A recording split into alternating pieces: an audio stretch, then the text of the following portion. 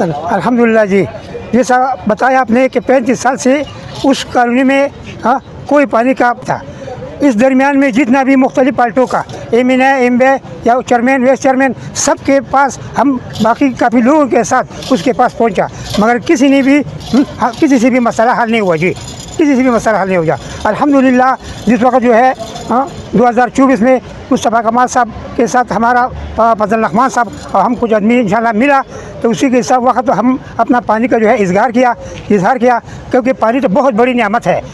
पानी का इजहार किया, इंशाल्लाह इसने ऐसी अल्लाह की करम से, अल्लाह के हुक्म से ऐसी पटापट हमारा काम करवाया कि पहले कॉलोनी पे नीचे पानी नहीं था, अब अल्हम्दुलिल्लाह देहात के ऊपर जो है लोगों को पानी पहुंचा रहे हैं जी, और दुनिया नहीं देखा जी, लाखों लोगों ने देखा जी। फिर तो अल्हम्दुलिल्लाह हमारा कॉलोनी का बच्चे जवान बूढ़े सब हम लोग उसको दुआई कर रहा होता भाई। एक गैरतमंद तंजीम है, न इसने हमारा साथ सियासत किया, न सियासत कर रहा है। जो मकसद था हमारा वो काम इन लोगों ने किया और कुछ दिन के अंदर किया जी।